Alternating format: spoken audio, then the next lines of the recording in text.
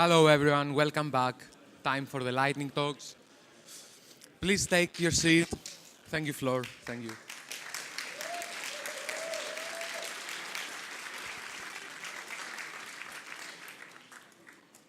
So, we'll start with fun with or programming spreadsheets.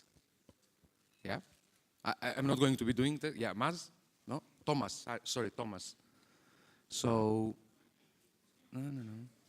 So we have 5 minutes for each talk. We'll have a timer, and then we will be hearing the gong going after the 5 minutes. And is there a counter somewhere that I can see? This is mirrored, pointer, left, right, hand mic. Up, down, and fire, the programming language that we all know, Exactly. right? Good luck. All right, hi, I'm Tomasz. You're taking away the precious time I have. All right, so excuse for the strike through, but I've been asked to censor my slides, so that's a strike through.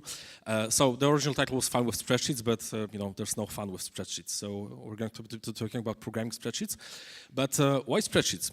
Like it's such a boring topic. Like we are all programming just to, and we hope that we are not going to have to interact with spreadsheets during our careers. Right? At least that's the idea. But spreadsheets are a basic tool for many professions. There are many professionals working with spreadsheets on a daily basis. Your organization probably has one, or many, or more people. They actually, get things done with those spreadsheets. Possibly the critical stuff that makes our salaries go through and makes the business run. And basically, most of the SaaS startups, they first need to compete with Excel. They first need to compete with the spreadsheet that's being used by the people from a specific profession to solve their specific business problem. But yeah, we still hate spreadsheets, right? I mean, even if we can, program them a bit, this programming is still kind of limited, kind of very, very convoluted, very constrained. There's no Ruby, and there's not much of programming craftsmanship that you can show while working with spreadsheets. But spreadsheets are not in decline, unfortunately. They've been around for like 30 years, and I think they're going to be around in the next few decades. So I think we need to live with them. But why should we care? We are not doing spreadsheets. Well, because probably spreadsheets are not boring. They could be, due to the developments in recent years, we can actually make spreadsheets actually kind of fun and kind of doing like way more and a way more automated way than we are used to.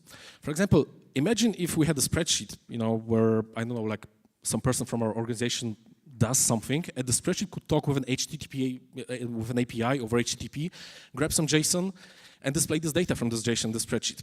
That would be, well, maybe not pretty cool. I mean, come on, it's not cool to just consume an API endpoint, but still it would allow this person to be able to automatically get some data from our other software that we use, or the software that we provide maybe, and automate their work. We could have a specific, a specific case, specific problem solved, while not having to build a whole application, writing the whole front end, authentication, and deployment and maintain the entire application. So what if we could, talk to an external API and also script the spreadsheets with JavaScript? I know that JavaScript is a dirty word, and I haven't searched this out from my slides, which I'm really sorry. I know we're at the Ruby conference today. I don't like JavaScript at all, but still, it's our best bet if we want something resembling a modern programming language in our spreadsheets. So let's see if we can do it. Actually, we can. So this talk is focused on Google spreadsheets, but I know that in Office 365 by Microsoft, there's also a JavaScript framework that we can use for programming. And I'm 2 minutes, okay, until the end. That's cool. I'm going to basically speak quicker and quicker as I see the countdown timer. So we can just browse documentation and see that we have actually a whole API, which is even synchronous. So it's way better than something that we got used to JavaScript in terms of input-output, that can fetch data from external API. And we have a JSON parser. And we can write a function that will just return an array of data and put it in our spreadsheet. And we can write some simple JavaScript, for example, like we can, fetch some code from external API. Yeah, it's kind of complicated because it actually works, So there's this whole authorization stuff, options, and then there's messaging this data because we need to take the JSON and then put it into an array of arrays.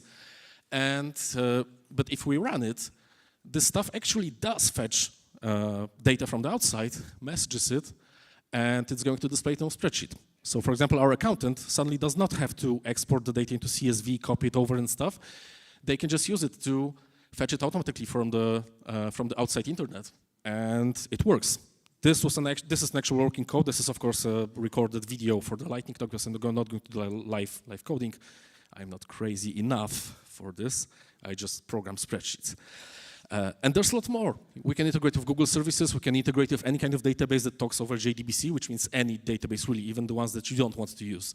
And we can even send the data away based on what's in our spreadsheet, what's in our data. So, so just go ahead, enjoy, see if in your organization you can help the person using the spreadsheets to use them better and not having to find the dedicated software to streamline the work.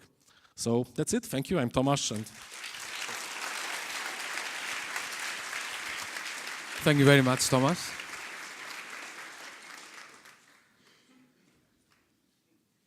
So next, Anna will present another way to stay tuned with Ruby.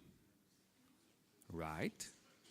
Play. So Anna, good luck. You have 5 minutes. You can look at Pilar for signs.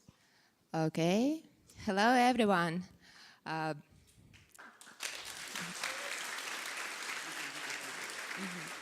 Okay.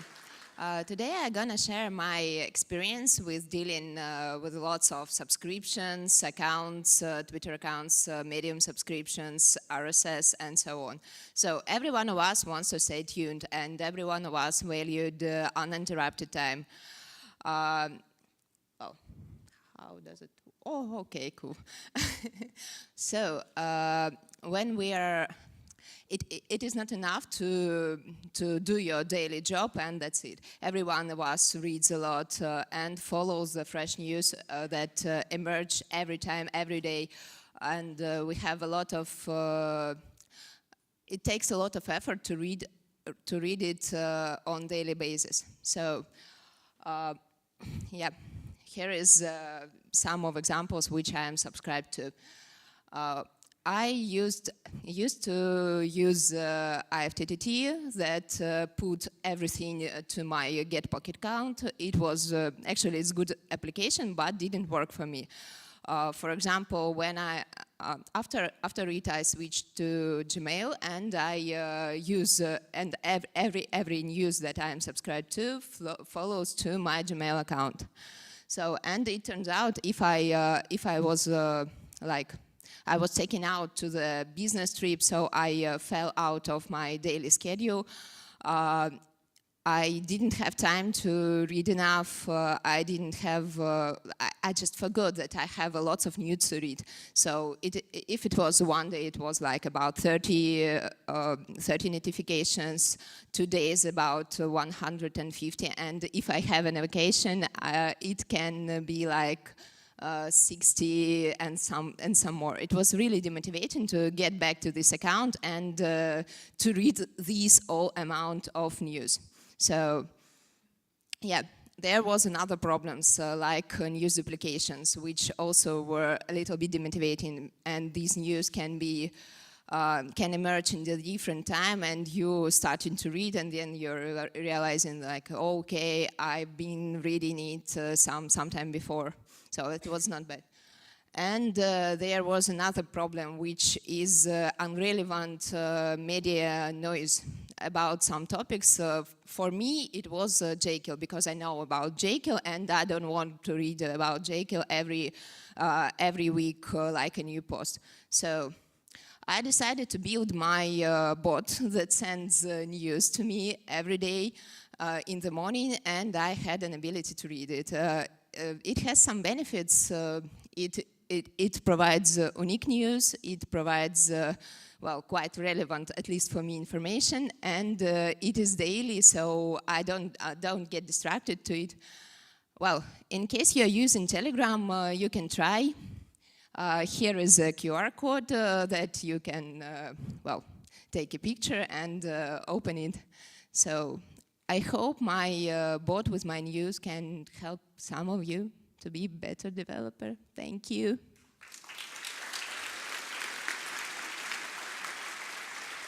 Thank you very much, Anna.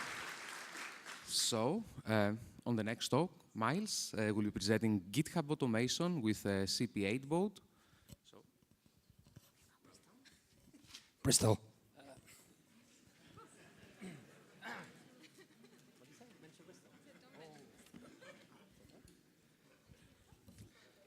Yeah. Hey, oh, lots of people. Thank you for staying. Again, thanks to the organizers. Fantastic conference. Go to lots of conferences. This takes a lot of work to put together, so yeah, thank them later if you see them. Great job. So yeah, I just want to talk, it's on here, a little bit about a tool we use in my company, CookPad, to help automate flows. You know, everybody, we're all working, lots of teams, everybody's making pull request issues, and it's just a nightmare. So we came up with this CP8 bot that helps us get through our daily work, initiated by one of our engineers, Jens, who I forgot to credit, so I should say his name out. But yeah, so what can CP8 do? Well, first thing I think we implemented was to kind of just, it's quite contentious when something's been hanging around in the list for weeks and nobody wants to look at it for whatever reason. If I go in and close something, then, you know, someone's going to come back to me, hey, what the hell are you doing? But if CP8 does it, it's like, oh yeah, oh, thanks CP8. It's a whole different kind of feeling, you know. Beep boop, hi there, I'm closing it.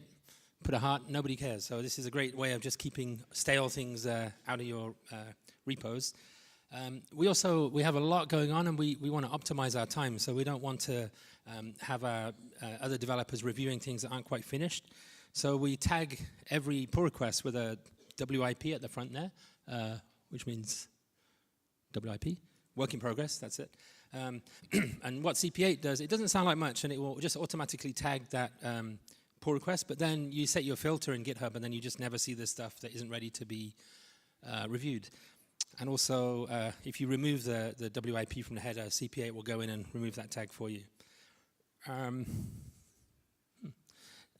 One of the really cool things also is this tightening this review loop. There's so much going on. Nobody knows what's going on. Let's throw more stuff in Slack. That will fix it. So we have something here that when a new pull request is made, CP8 will post into a review channel in Slack. And I think if it's, I forget, less than 50 lines or 100-line pull requests, 100 changes, we try and optimize for small changes. It'll start pinging people directly, otherwise it's a bit random. If you use a recycle sign, it will ping you again that something's ready to review. And also we'll post in that channel when something's been approved. This one, I guess, was Carl, so it's at Carl, so he knows his pull request is done. Just saves a bit of time, and we like this. This is something, actually, I implemented recently, so I do actually do something in the company, believe it or not. But yeah, so we want to have this kind of issue where everyone in the company can add issues and ideas and projects to that they want to get done, and bugs into a global inbox. Seemed like a great idea. Then we'll triage them. It's going to be cool. We'll prioritize. Then we'll move them to our squad repos. Everything's going to be cool. Oh, no, you can't move things between repos, we found in GitHub. But hey, CP8 to the rescue. This is a bit complicated, but basically just by using labels, you can specify a different repo that you want to move an issue or a PR to, and just label it, and CPA will go and copy the original, move it to the new repo, close the old one and put a tag to it. So that way we can still maintain a master list of our, just have one central inbox, but then move things around to the right squads. Oh, and also it has a command line interface, which is, this was actually the original original thing we did with this tool, but you can do, you can start a pull request actually by doing CP8 start and a title, like fix the website or something, and it will open, create a branch, get you working, and then CP8 submit will then create a pull request in GitHub and open GitHub. And and then it can do whatever you want. So it's open source, tons of open source on github.com/cookpad, but CP8 is pretty fun to work with, quite easy, and setup's easy. Yeah, that's it. Thank you. Thank you very much, Miles. So for the next talk, Maz, many of you probably have used already microservices, and maybe you do them really well, but now we learn how to do microservices badly. So, welcome, Maz. That's the title of the talk, by the way, right? It's all right. Thank you. Hello. Okay.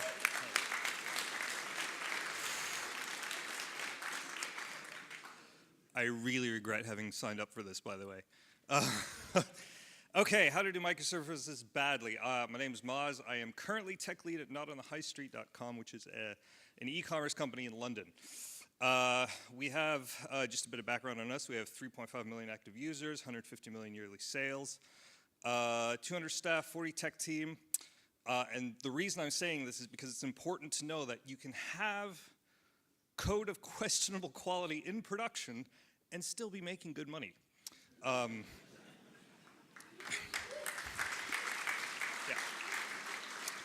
Okay, so this is what the Rails app looked like today, 3 years ago. Important to note is that we had something like 240,000 lines of code at that point in time. I mean, it's really like 65,000 application code, you know.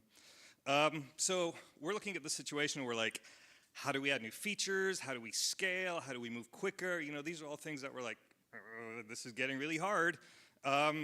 Let's do microservices. Hooray! Yeah, trust me, I'm a developer.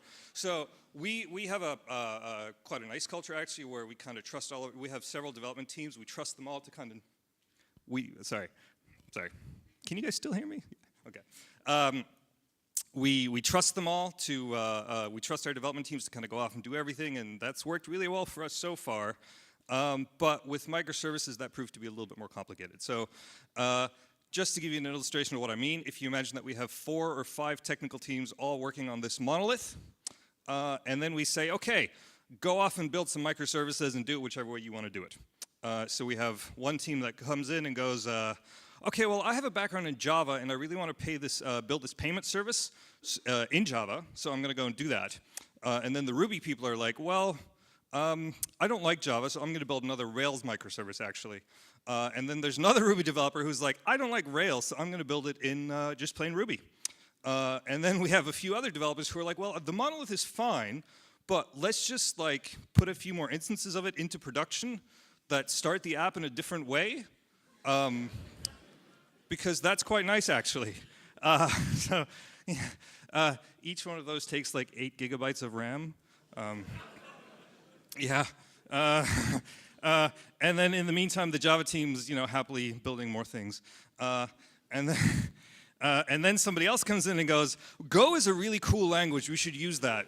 That was me. So it looks like that now. And then we're like, well, how do all these services communicate? Let's build an event bus. That was us too. Yeah, that was me. That was my team. And then it's like, well, this is really hard to work with. Let's just do serverless and screw everything. And that's also my current team. Yeah. So it kind of got to a point where coming to work felt like this. That's me. Yeah. So this is kind of tricky now. So we're like, okay, maybe we shouldn't have trusted the developers this much.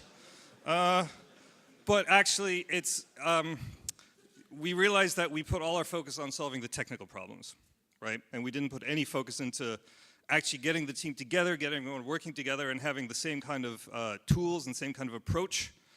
And we basically didn't have a strategy to do this correctly. So it's okay. We're fixing it. We're working on it. I actually love my job, and yeah, it's actually a really cool place to work. And if you want to work in London, message me. Thank you. Thank you very much, Maz. If you need consulting on microservices, Maz is available. So, and the next and final talk is from Gabi on the power of community. I just need to find it. So you can take the microphone while I try to find your presentation. Okay. I'm taking the microphone. By the way, we are exercising the gong. It's just that I think everyone is so scared of it that they've all finished like with a minute of advance. But yeah, here we go with Gabi. Thank you. This is the clicker and you don't do it? Yes, okay. Hi. Hello everyone. As you may already know, I am Gabriela and I come from Bulgaria. I've been working with Ruby for the past 3 years, and I want to dedicate this lightning talk to all of the Rubies out there. At my first year at the university, I started studying C++. Unfortunately, the teachers weren't really interested in teaching, and I was totally disappointed and discouraged at the end of the year. I was blaming everything on the language, as it was too complex, and on me, as I was not good enough to grasp it.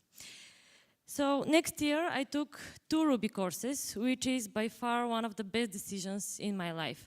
I came across people who were so passionate about teaching, encouraging beginners, and explaining concepts, that I started believing in my own capabilities.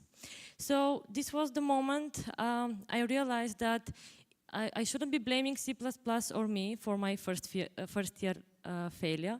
And it occurred to me that with the right help and guidance, I can do better. So half a year later, I started my internship with Ruby.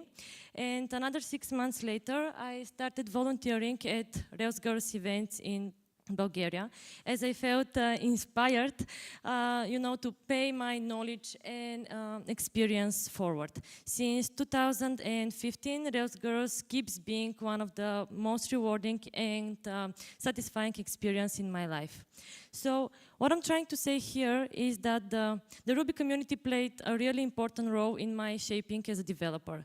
Ruby made me with wonderful people. It taught me it is okay to ask, it is okay to be a beginner and not know everything, because there is always someone out there who is willing to help or at least give advice, And 3 years after my first Ruby code, I gave my first talk at the Balkan Ruby conference in Sofia.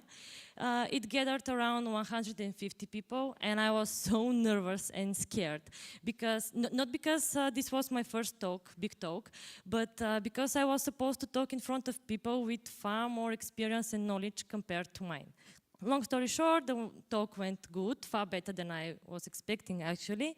And positive feedback I received there is the reason why I'm here giving a lightning talk in front of like 600 people, So I just really wanted to say thank you guys. Thank you for being such a good community, supporting beginners.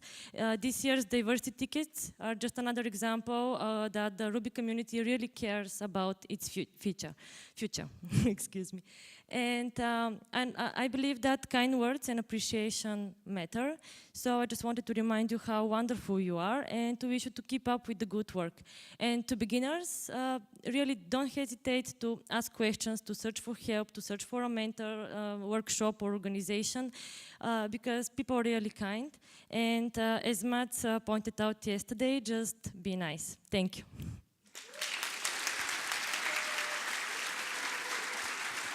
You get it.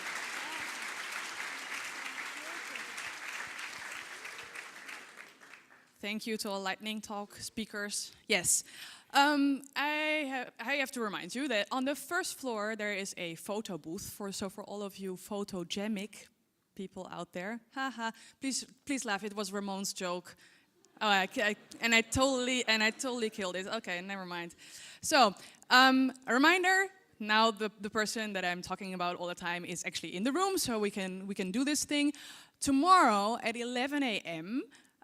In front of the Raadhuis, this person, come on stage maybe, we'll be waiting for you for a tour. So if you're interested in a non-factual tour of Vienna, he's very factual. Yeah, very factional tour apparently. I'm very good at tours. That's